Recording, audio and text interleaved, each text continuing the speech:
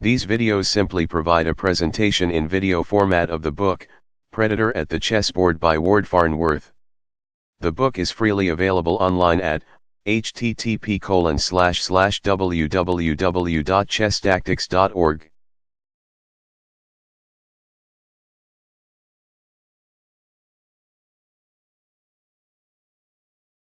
Black to move. What is the best move?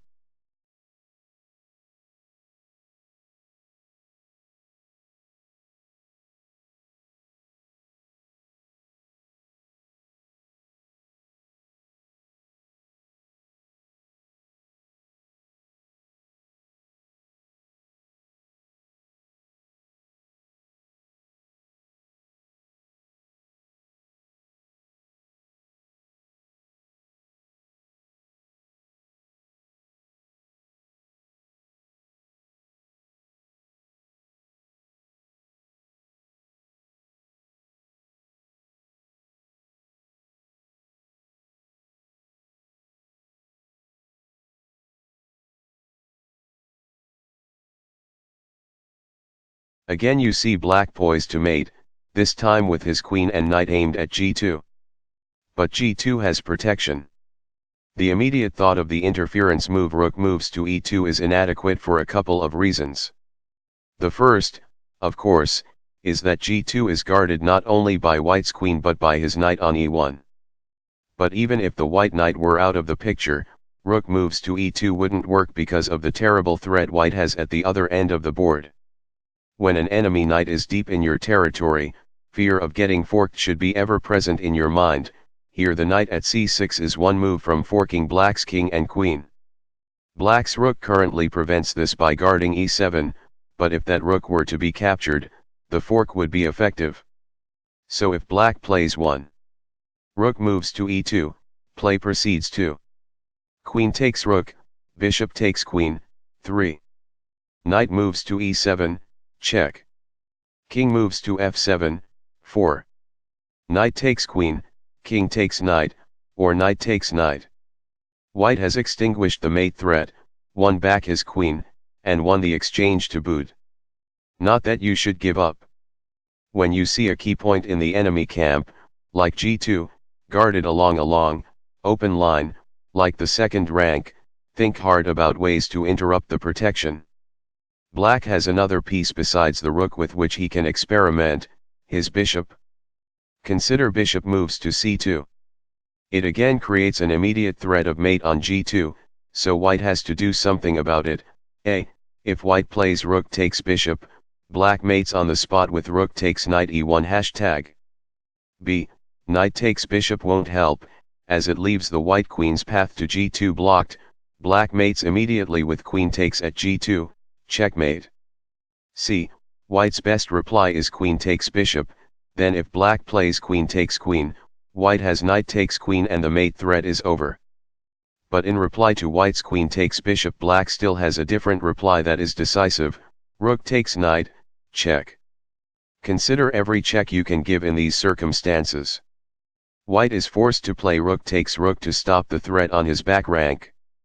This leaves white's queen loose, his rook was overworked, protecting both the queen and e1, so black is free to play queen takes queen.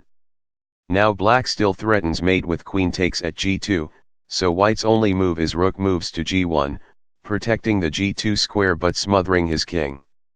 Black has more than an advantage, he has a forced mate. After white's rook moves to g1, it goes 1, pawn from f4 moves to f3, 2. Pawn from g2 takes at f3, knight takes at f3, and now white has nothing to do but throw useless checks at black's king while waiting for black to finally play queen takes at h2, checkmate.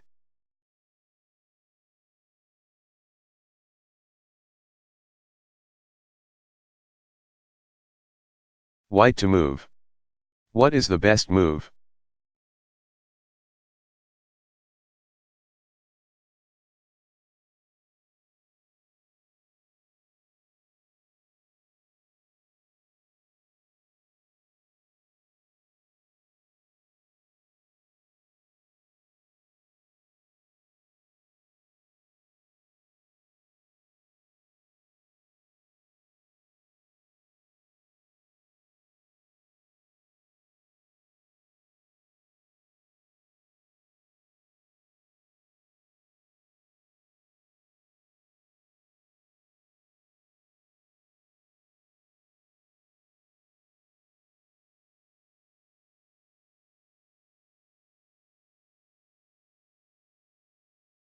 Your knight is threatened by the pawn on e5, but don't retreat without inspecting your offensive options.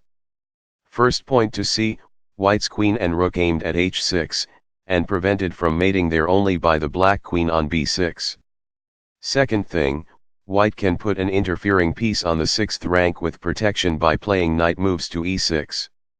If black plays bishop takes knight or pawn from f7 takes knight, then of course the rank remains blocked and white mates right away on h6. If black plays queen takes knight, he loses his queen to pawn from f5 takes queen and then has to spend yet another move replacing the protection of h6 that the queen had provided, so he plays rook moves to g6, and now loses his d7 bishop to the same pawn that just took his queen. It's an ugly result, but the best black can do.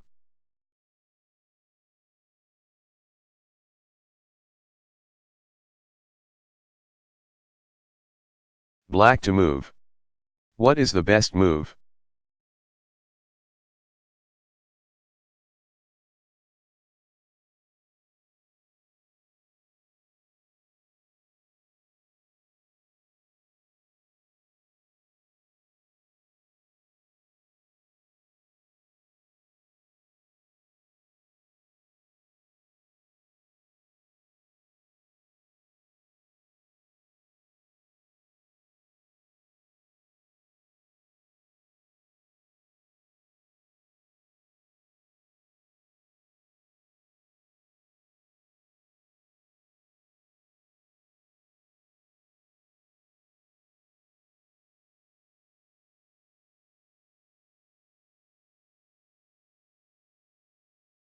Start with the convergence of black's queen and bishop on f2, the makings of mate, except that white's queen on c2 guards the square. Black has no good way to get rid of white's queen, but on inspection of the line connecting it to f2 he hits on another idea: drop a piece onto the 2nd rank and obstruct the white queen's path. Black can do this with his rook or bishop, either of which can go to e2 with protection from the other. Rook moves to e2 is no good because it allows white to extinguish the mate threat with queen takes queen and then to win material rather than lose it. Bishop moves to e2, check. Is crucially different because it gives check and so keeps tight control over the initiative. White has a few ways to reply, none of them appealing. A. He can take black's bishop with his knight or bishop. This still leaves the 2nd rank blocked, enabling black to mate with queen takes at f2 next move. B. White can play 1.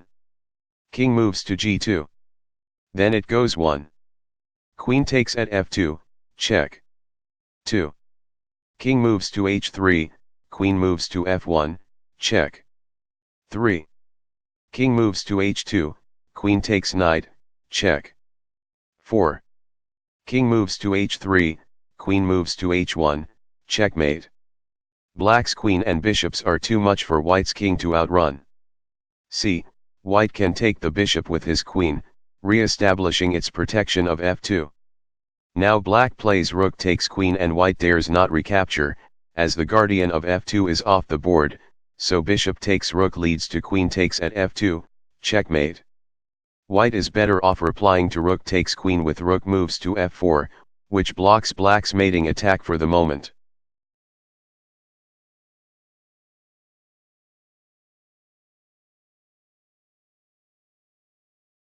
White to move. What is the best move?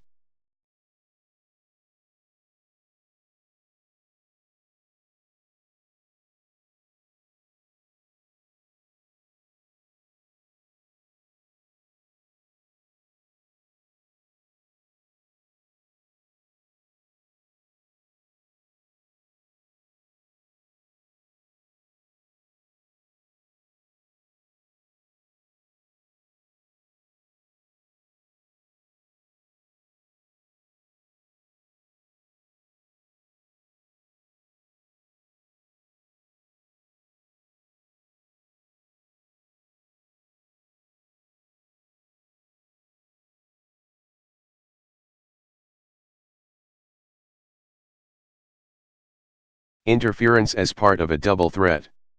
Things look desperate for white. His rook is pinned, and if he plays rook takes queen, black mates with rook takes at e1. Then of course there is white's battery of queen and rook on the f-file, nearly ready to mate with queen takes rook but prevented by black's queen at the other end of the board. A line of protection so attenuated calls for interference. Can white get a piece between black's queen and rook? He can, with knight moves to e2 or knight moves to e4. Either move threatens mate with queen takes rook. Since the rook on e8 suddenly is loose, rook takes queen also is threatened, since black's reciprocal line of protection running in the other direction toward e1 is cut off as well. Assume white plays knight moves to e4 and consider black's reply options. A. If he plays rook takes knight, then of course white mates immediately with queen moves to f8. B. If black plays queen takes knight, white's rook is unpinned, he mates with 1. Queen moves to f8, check. Rook takes queen, 2. Rook takes rook, checkmate. C. Best for black is queen takes rook, check. Leading to queen takes queen and the loss of his queen for a rook. It is remarkable what white achieves with a simple move of his knight to the middle of the board. But what about knight moves to e2 for white instead of knight moves to e4? It seems to accomplish many of the same results. Scenarios A and B above play out the same way.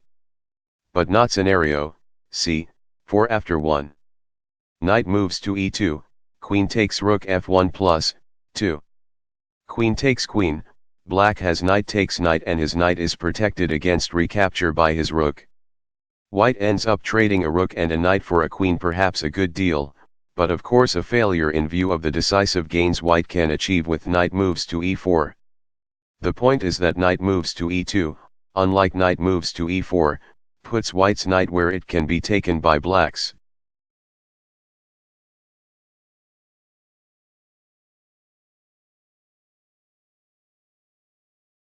Black to move. What is the best move?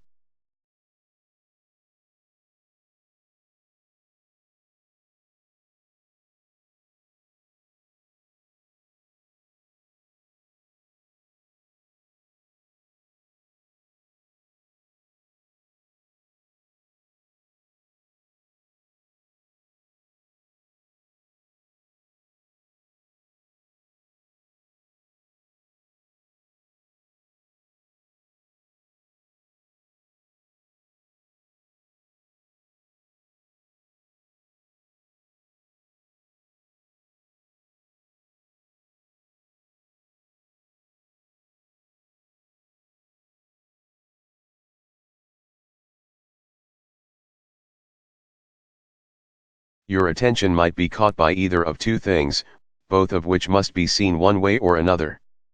A. The first is simply that black's queen attacks white's rook on d6, which is guarded only by its fellow rook on d2. B. The second is that black has a battery of queen and rook bearing down on e1, almost ready to perform a back rank mate. When you imagine a move like rook moves to e1, check. A first thought should be to look for anything your opponent can interpose on the back rank between your attacker and his king, and then whether it would have protection to prevent your attacker from just taking it and renewing the threat. In this case black's rook moves to e1, check. Is rebutted with bishop moves to f1, and black can't then just play rook takes bishop, check.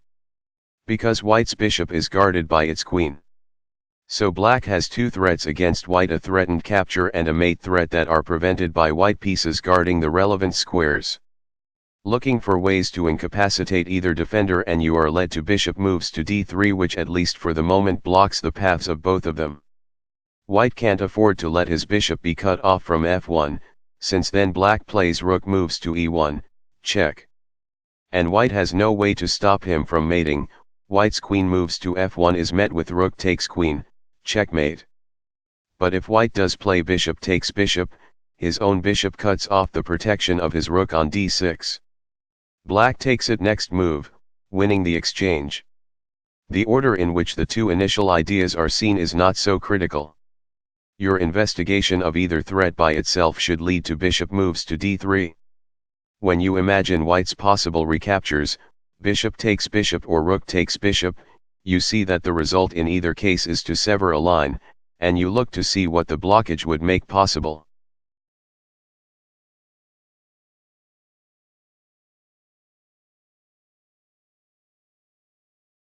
White to move. What is the best move?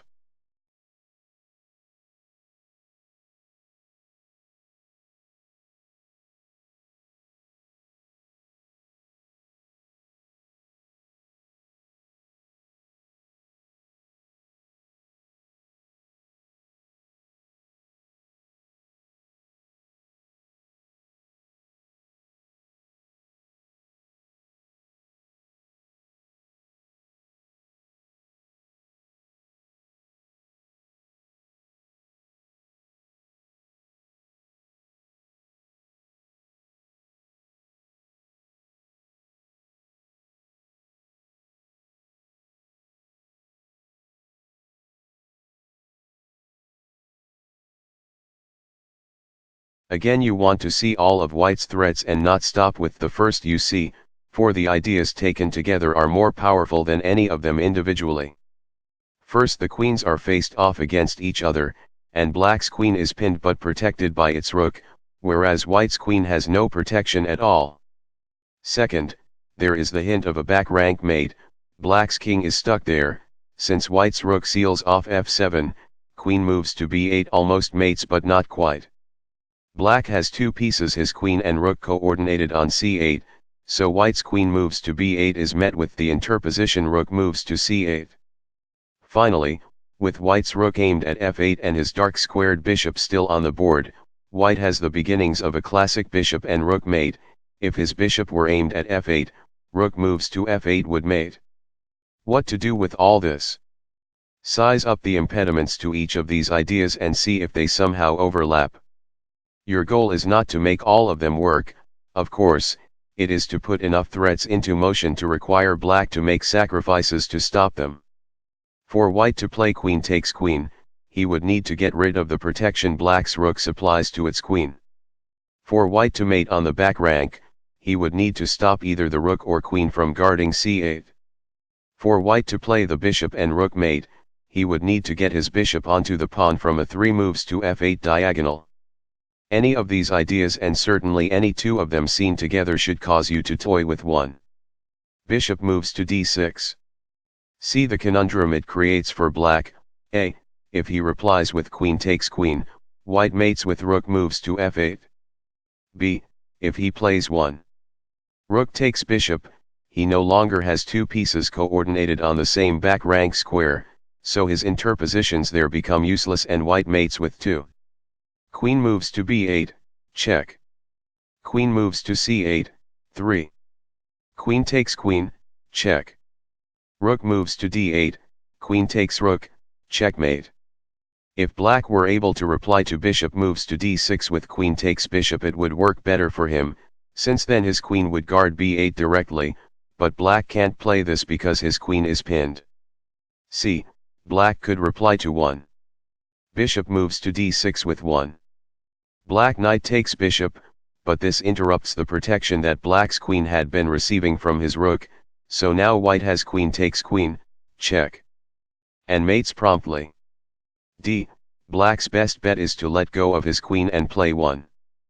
Pawn from h7 moves to h5, creating a flight square looked for his king. When White plays 2. Queen takes queen, check. Black thus has 2. King moves to h7. Now White has won Black's queen and still has a forced mate. One way it can go is this: 3 queen takes knight, check. Think in checks when you are closing in for the kill. This forks Black's king and rook. King moves to h6, 4. Queen takes rook, king moves to h7, Black has no pieces left, 5. Queen moves to e4, check. King moves to h6, 6. Bishop moves to f8, pinning the g7 pawn. Pawn from d4 moves to d3, nothing Black can do with his king makes it any safer, 7. Rook moves to f6, check. King moves to g5, 8. Queen moves to f4, checkmate. Removing the guard, strategic implications. With our study of removing the guard now completed, we can step back and consider a few larger points by way of summary and strategic instruction. We have seen that part of the tactical reconnaissance in any position includes a look at any enemy pieces you have the power to capture. If they're guarded by pieces, pick one of the guards and ask whether it can be captured, or whether it is overworked, or whether it fruitfully can be threatened, or whether you might interpose something between it and its protectorate. And of course the same goes for guards of squares you want to occupy, e.g., mating squares or forking squares. These techniques produce strategic lessons as well, ideas about how to play on moves when you have no tactical strikes to make and just want to improve your position.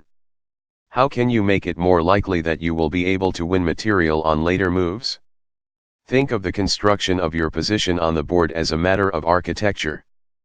Pawns are sturdy building blocks good at supporting more valuable pieces. Part of what you mean to do when you move your pawns around, and especially when you establish a pawn in the center, is create safe homes for your pieces on the squares those pawns protect and deny such resting places to your opponent by keeping the attractive central squares under attack. A piece guarded by a pawn tends to be secure. If your opponent take the pawn, this usually means a sacrifice on his part. He can't threaten the pawn because pawns generally are fearless, and he can't interpose anything between a pawn and the piece it guards. It's possible for a pawn to be overworked, we have seen it, but it doesn't happen all that often. A pawn only can protect two squares at a time anyway. Protecting your pieces with other pieces is a different and more dangerous matter. A bishop that guards a fellow piece, for example, is vulnerable to all sorts of trouble. It may get captured by an enemy knight or bishop, and even trade that has the side effect of leaving loose whatever your bishop was supposed to protect. Or it may find itself needed to protect another piece or a sensitive square as well, and thus become overworked. Or something may get interposed between the bishop and its charge. Or the bishop may be forced to flee by a threat from a pawn. These points mean that if your opponent guards one of his pieces with another piece, you should think about ways to take advantage. They also mean you should think before you rely on one of your own pieces to protect another. This can come up when one of your pieces is threatened and you have to decide whether to move it or protect it. Before you guard it with a piece, ask whether your opponent will have a way to remove the guard. It also comes up when you are tempted to move a piece into enemy territory, perhaps to grab a pawn or make some other offer of aggression. If you are emboldened to make such a move because the piece on its new square will have protection from another piece closer to home, think again. Are you sure the protection won't be vulnerable to some method of removal? Sometimes, of course, you have no choice but to protect one piece with another. The point is just to understand the vulnerability it creates. There is another strategic lesson to bear in mind as well, the value of playing with threats. Any move should at least improve your position on the board. Still preferable, however, is a move that improves your position with a threat. Threats allow you to keep the initiative. Your opponent responds to what you are doing rather than the other way around. They also create opportunities. When you have a lot of threats in place, synergies can develop between them. You end up with an attack against one enemy piece that is supposed to guard another you also attack. Or you end up with attacks against two pieces guarded by the same third piece, which is overworked. Naturally, it's possible to get carried away. You don't want to make pointless threats for their own sake. And a threat can be counterproductive, especially when it is a check that accomplishes nothing except to push the king into a less confined position. Always consider any checks you can deliver, but do not give checks without purpose. The strategic point, rather, is to work with threats as you carry out your plans, all else equal. In other words, a move that develops one of your pieces with a threat usually is better than a move that develops a piece without one.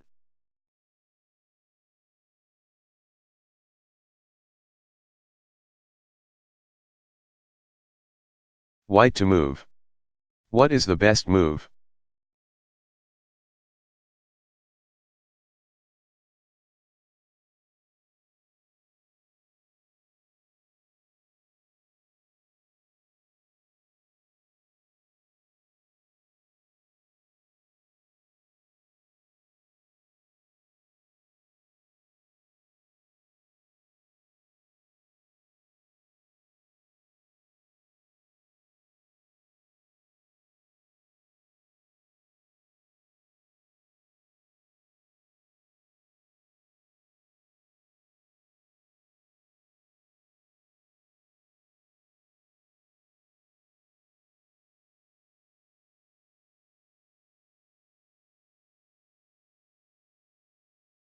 Mating patterns. The back rank mate. Introduction, simple cases. Checkmate can be delivered in countless ways, but if your opponent has castled, the most common mating patterns fall into two broad categories. The first pattern, which we cover in this chapter, is the back rank mate. The general idea is to put a queen or rook onto your opponent's back rank and thus checkmate his king because its movement off the rank is blocked, usually by his own pawns. The back ranker is a common way for chess games to end, and we have seen it in passing many times in other chapters. In the next chapter we will look at other mating patterns that involve attacking from above or along an angle. Back rank patterns generally are contests between two sources of power: your ability to drop heavy pieces, i.e., a queen or rook, onto your opponent's back rank from above, and his ability to fend them off, most often with heavy pieces of his own sitting on the back rank, but perhaps also with a bishop or knight or queen that may protect the sensitive squares from farther up the board. This means that you often need more than one piece aimed at the back rank to make the pattern work, a first piece to sacrifice there that will force your opponent to use up his defenses, then a second or third piece to follow up with mate. The most common instrument for delivering such a mate thus is a battery of two heavy pieces on the same open file, with the forward piece either protected by the one in the rear or sacrificed to clear the way for it by removing a guard. Another typical pattern has a rook and queen coordinated against the same back rank square from different directions. But there are innumerable variations, as we shall see. Begin with the simple study on the left. When the king is trapped behind its pawns and you have a mighty battery on the e-file like white does here, the immediate thought is a back rank mate. Against white's three heavy pieces trained on e8, black has two, he is outnumbered, so white wins with no trouble. One queen moves to e8, check. Rook takes queen, 2. Rook takes rook, check. Rook takes rook, 3. Rook takes rook, checkmate.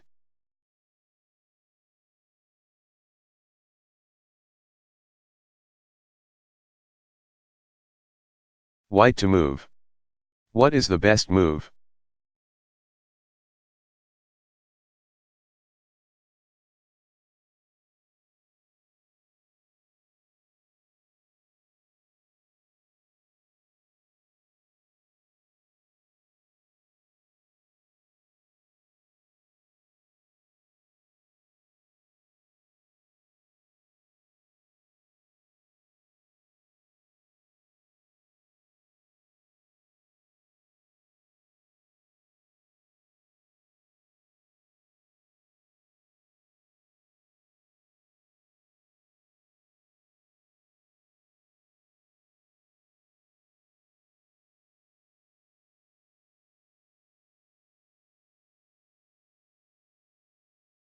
More simple stuff. A battery can work in a similar way when the mating square has protection from above rather than from the side. Here white again has two pieces trained on e8, and black's king is stuck behind its pawns.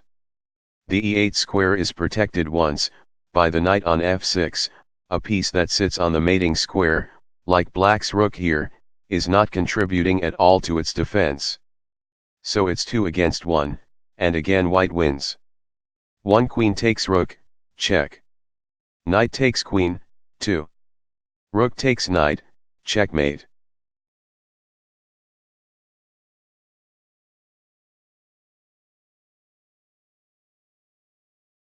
White to move.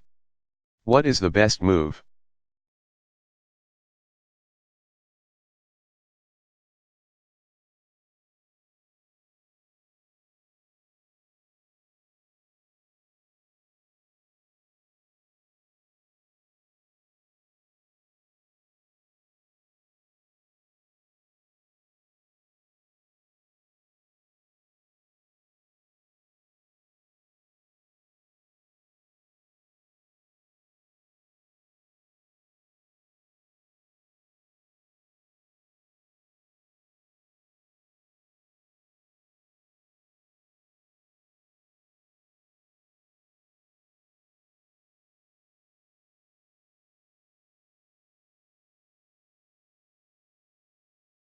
You can rain the offensive pressure down from different angles. This time white has a battery of 2 rooks but also a queen aimed at the key square from b4. The pressure against f8 is 3 against 2, again the rook on f8 is irrelevant, so white just pounds away at the square until there is nothing left. He can start with his queen or one of his rooks, it doesn't matter. The sequence might run 1. Rook takes rook, check. Rook takes rook, 2. Rook takes rook, check. Queen takes rook, 3. Queen takes queen, checkmate.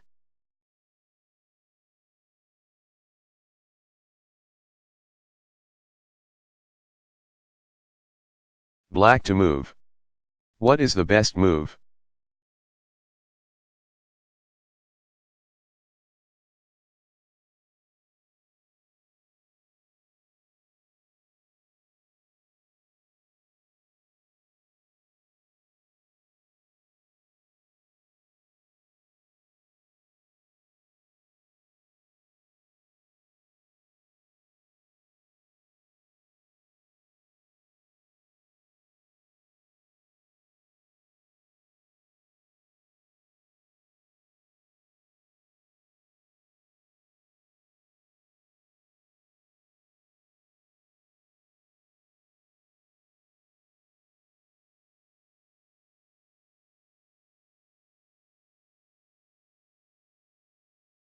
Now combine the ideas we have been examining in this chapter, and this time from Black's side, work with coordinated attacks from 2 angles, and use them against protection supplied to the mating square from above.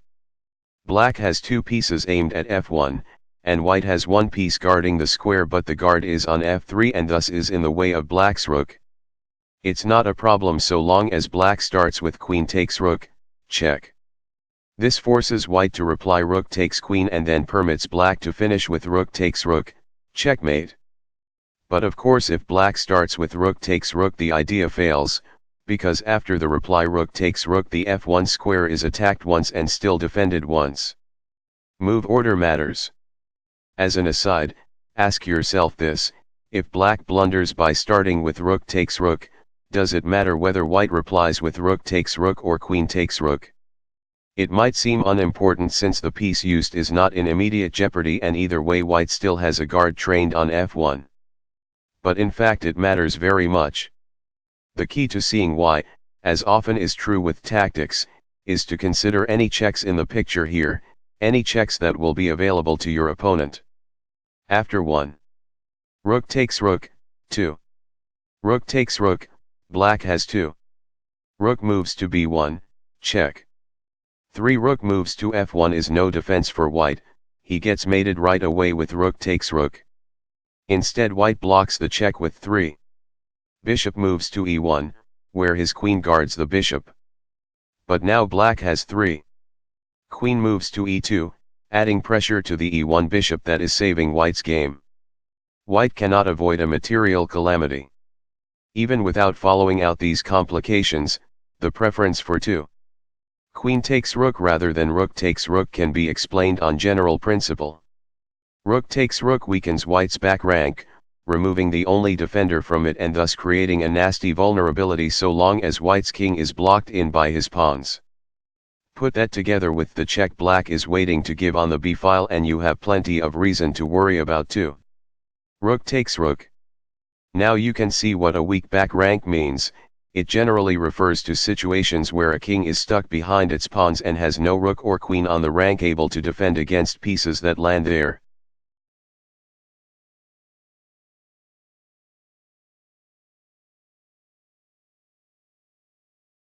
White to move.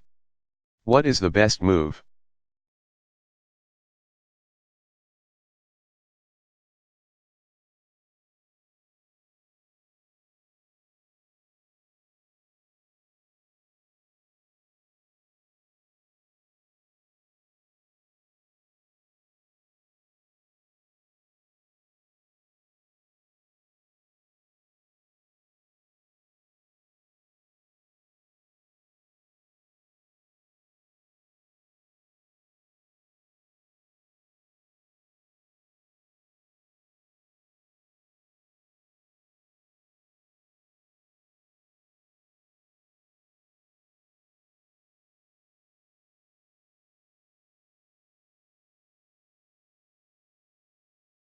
The trapped black king and the white battery on the e-file suggest a back rank mate, but e8 is guarded twice, so white uses a piece from outside the battery to take out one of the guards. 1 rook takes rook, check. Rook takes rook, 2. Queen moves to e8, check. Rook takes queen, 3. Rook takes rook, checkmate. It's a simple combination of the back rank mating pattern with the removal of the guard.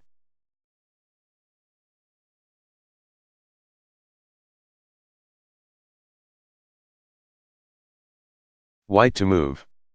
What is the best move?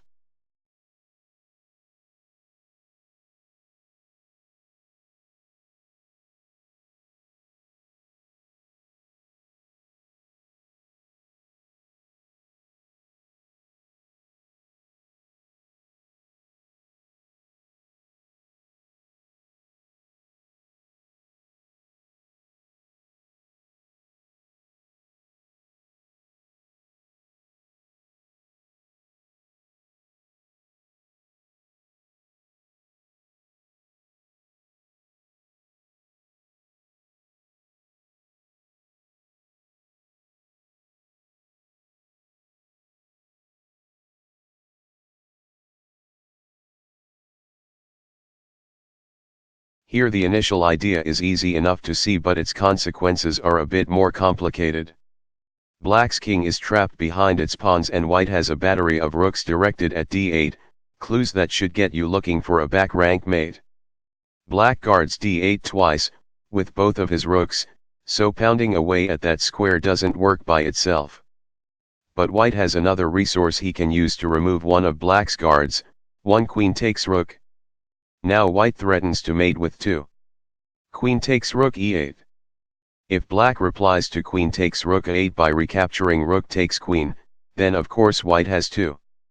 Rook moves to e8, check. Rook takes rook, 3. Rook takes rook, checkmate.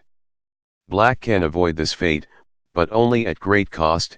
If black replies to queen takes rook by advancing his h-pawn to give his king breathing room, white has queen takes rook and now has taken both black rooks. A brutal attack then follows as white closes in on black's king with his queen and both of his rooks. White has an eventual forced mate. Black can instead reply to white's initial queen takes rook by playing king moves to f8, permitting his king to protect his rook. But white already has won the other rook, and now he can press a powerful attack by playing rook moves to d8, creating another mate threat.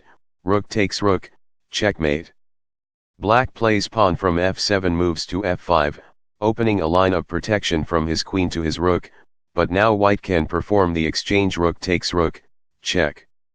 Queen takes rook and then white brings his other rook to d8, pinning black's queen and winning it. Black plays queen takes rook, white plays queen takes queen, check.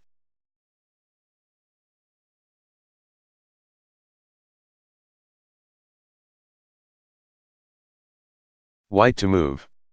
What is the best move?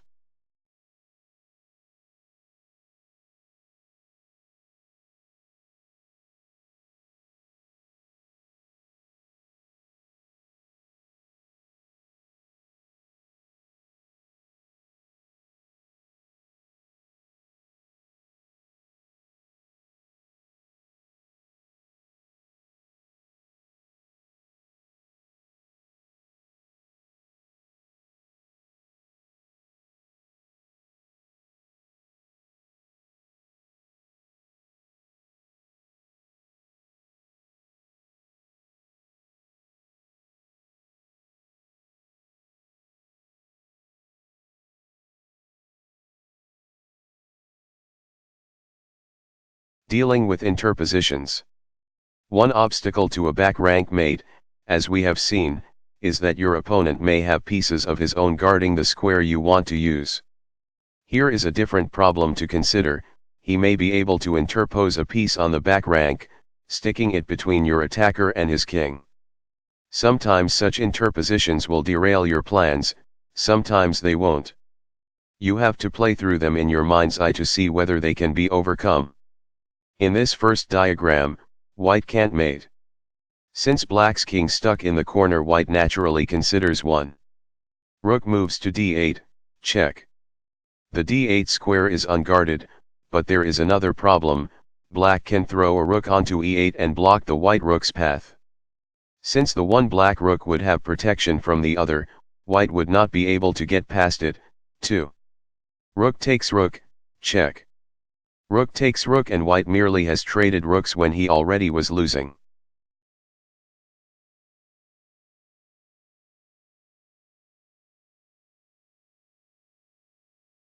White to move. What is the best move?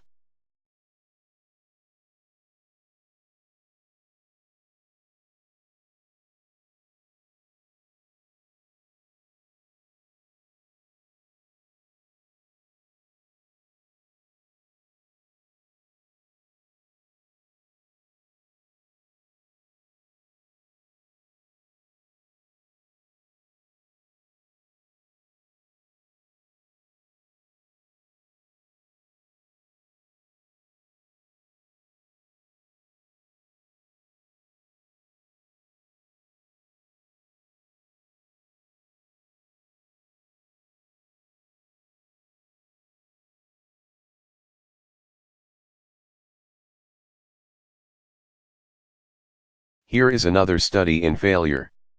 The elements of a back rank mate seem to be in place.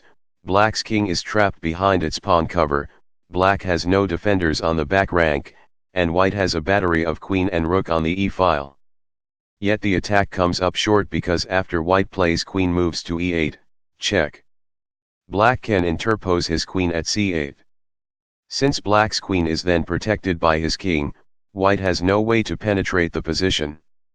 The sequence still is fine for white. It successfully eliminates the pressure on his king, specifically the threat of queen moves to a4, checkmate. It just doesn't produce mate.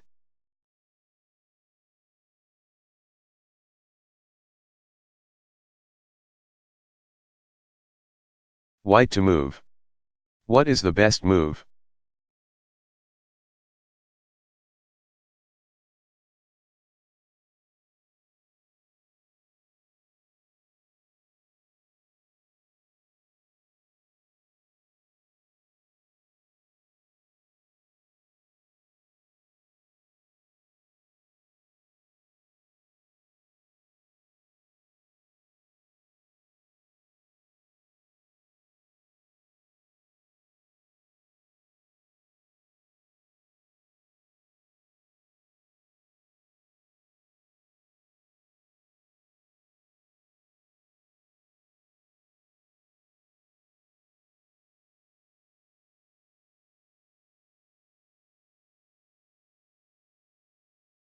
Black's king is trapped and his back rank is weak, no defenders reside on it, so white can go for mate with a single heavy piece.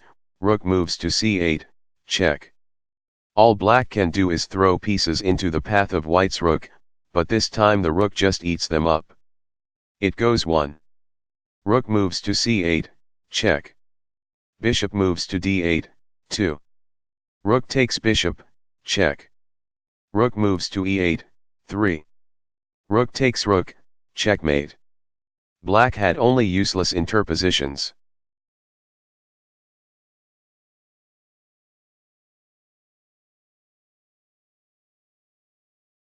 White to move. What is the best move?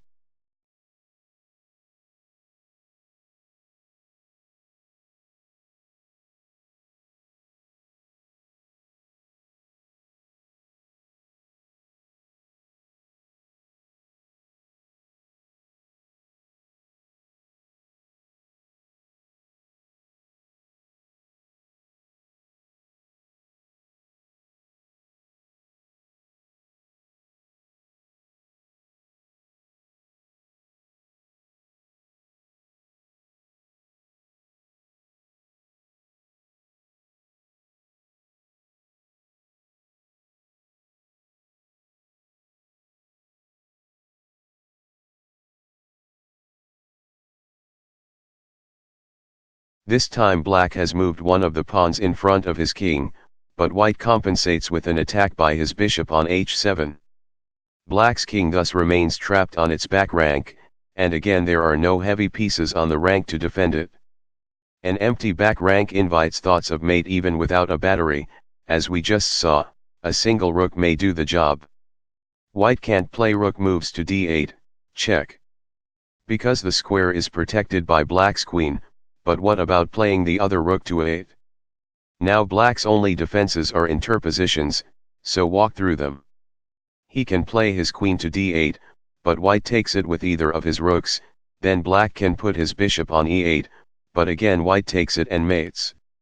So black's interpositions are useless and the sequence works.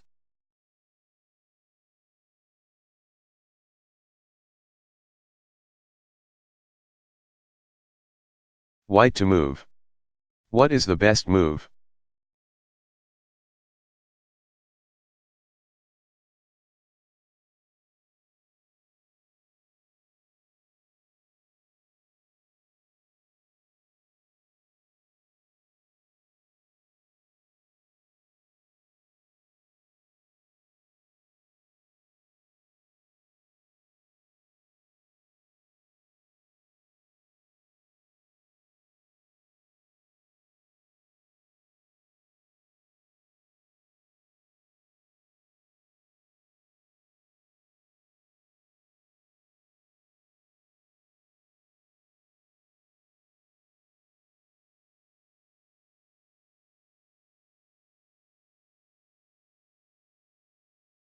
White has a simple back rank mate with queen moves to e8.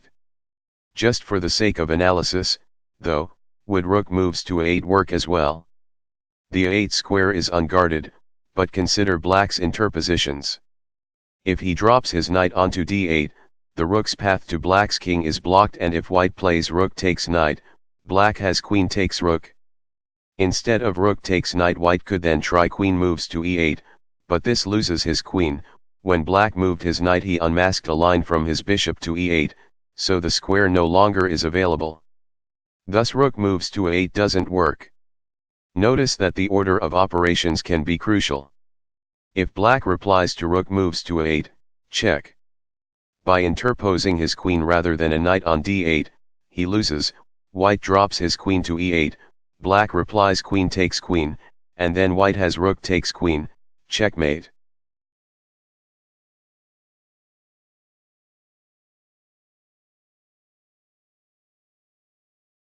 White to move. What is the best move?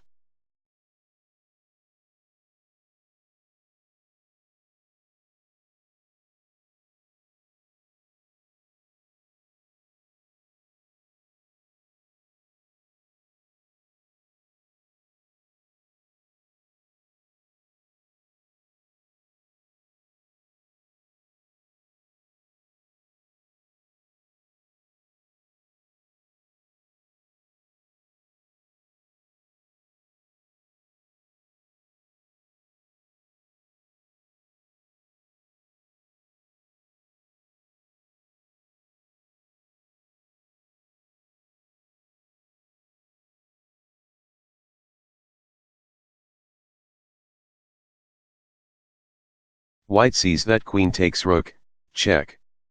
Doesn't mate because black's knight protects his rook. But since this capture would remove black's rook from the back rank and also distract black's knight away from the defense of e8, white wonders if the sequence might enable him to then mate with rook moves to e8. Actually it doesn't, for after white plays 2 rook moves to e8, check. Black can interpose his bishop on f8, again the knight's move unmasked a route for his bishop to use to support the back rank's defense. Since the bishop would be guarded by its king, there is nothing white would be able to do to get past it. This position illustrates the importance of considering how all of your opponent's pieces, and all of your own, bear on a sector before you start an attacking sequence there. Surprisingly enough, by the way, queen takes rook, check. Nevertheless is white's best move. Notice that his queen and rook are both under attack. After 1 queen takes rook, check. Knight takes queen, 2 rook moves to e8, check. Bishop moves to f8, 3 rook takes knight, white has a rook against black's minor pieces and retains a fighting chance. Any alternative move by white here leaves him worse off than that. For example, if white plays 1. Queen moves to d1, allowing bishop takes rook and recapturing queen takes bishop, he is left with a queen against 2 knights and a rook, grim prospects.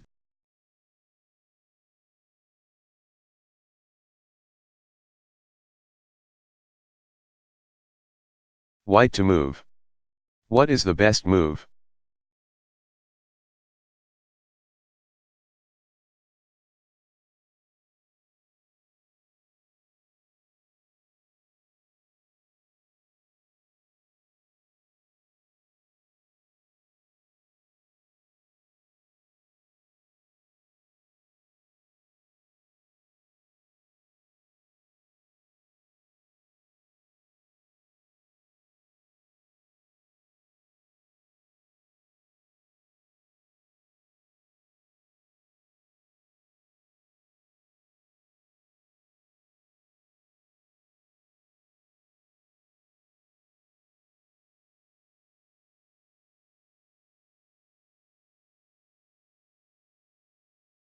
Sealing off the king's flight squares.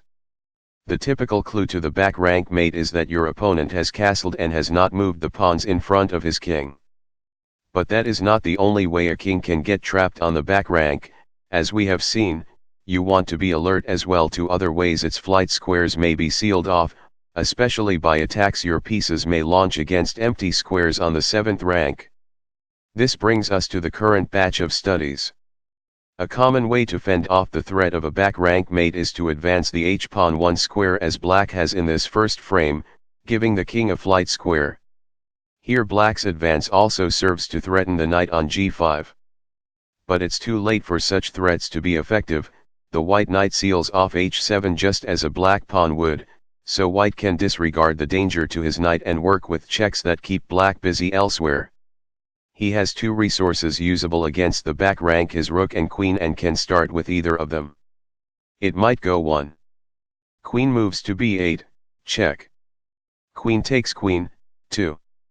Rook takes queen, check. Rook moves to e8, a useless interposition, 3. Rook takes rook, checkmate.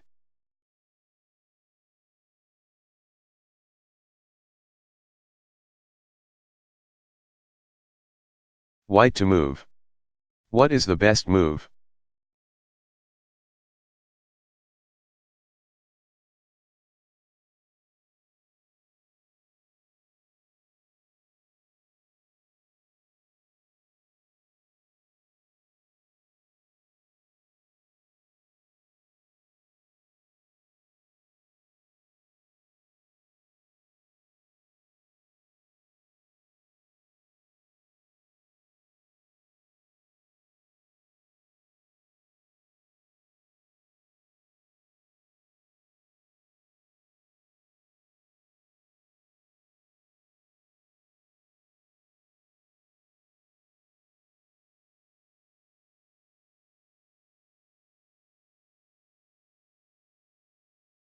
Black has opened up h7, but once more white closes it down with his d3 bishop. Again white looks for ways to take advantage of the king's trapped position and sees that he has a rook and queen at the ready. Black's bishop guards c8 against occupation by white's queen and also blocks the path of white's rook to e8, but when you see these 2 functions the bishop serves you realize it is stretched too thin. White thus distracts the bishop away by beginning with the queen, 1 queen takes rook, check. Bishop takes queen, 2.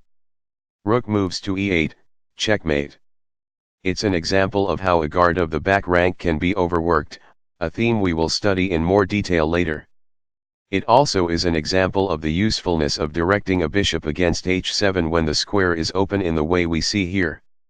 Among other things, such an attack may lay groundwork for a back rank mate.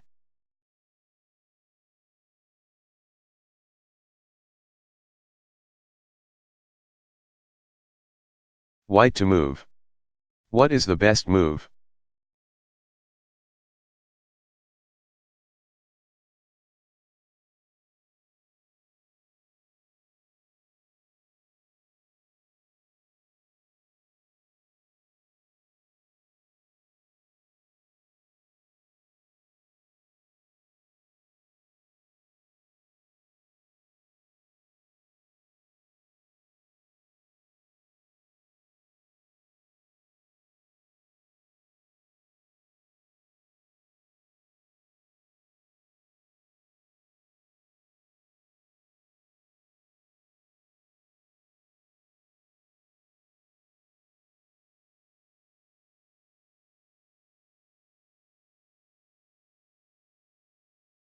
White has a number of offensive ideas here that become fatal only when combined.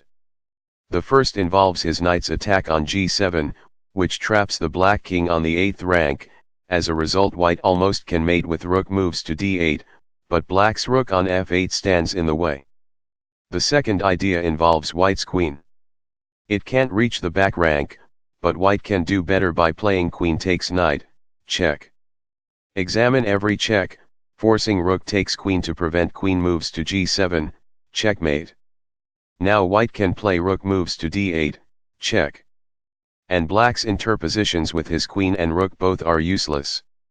The threats posed by white's queen and rook here are pretty obvious, but the knight on f5 is equally indispensable. When one of your pieces seals off a flight square for the enemy king as white's knight does here, it is important to take notice and experiment with back rank mating ideas.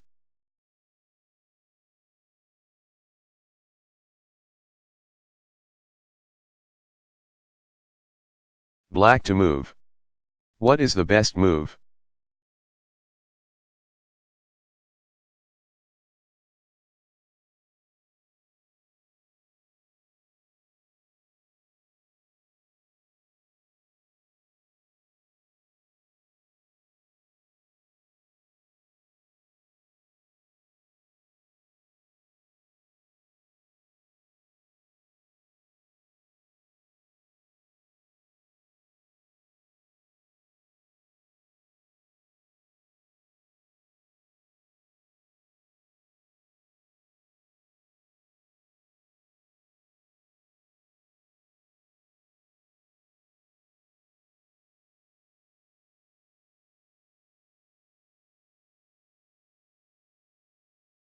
First, see the elements of the mating idea. Black's queen cuts off the empty g2 square, so white's king is stuck on the back rank, but black's rook can't get there because his own bishop is in the way on d1. Yet the bishop has the power to play the same role that the queen currently does, and that suggests a way to vacate it to make room for the rook. The bishop could be moved to f3. Playing that move straight away wouldn't work because it wouldn't force anything. Usually for a sequence like this to be effective, every move has to be a check that holds the initiative. But that can be arranged by first drawing white's king onto h1. Thus black begins 1. Queen moves to h1, check. Forcing king takes queen, now 2. Bishop moves to f3, check.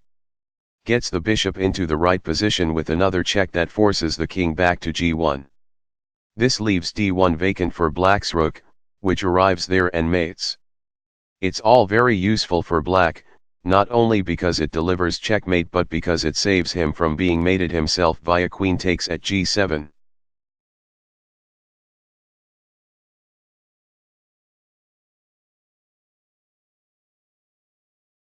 Black to move. What is the best move?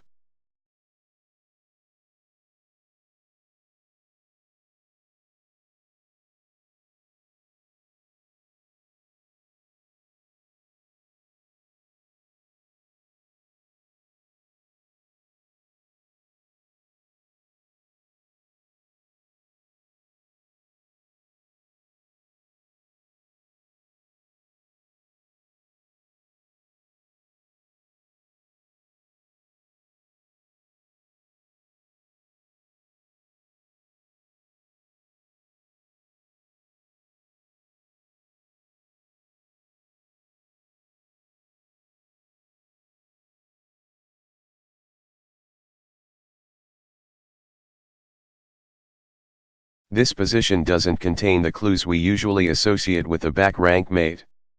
You only would be likely to see the idea for black by examining any checks he can give. His checks with his queen all lose the piece, but then there is pawn from f4 moves to f3, check. The pawn can't be taken, so it forces white to move his king. If he moves it forward, his rook is left unguarded and black has queen takes rook. Indeed, one way to see the idea here is to start by observing the possible capture queen takes rook, to notice that the king prevents it from working, and so to think right away about checks to drive the king away. In fact, king moves to g3 turns out to be white's best option, for if he instead moves the king back to g1 he ends up mated. Do you see why? Once black's pawn is on f3 it seals off both g2 and e2, the king is trapped on the back rank. So black plays queen takes rook, check. Suffers the recapture, king takes queen, and now mates with rook moves to d1. The general lesson is to see how an advanced pawn can cut off a king's escape just as its own pawns would.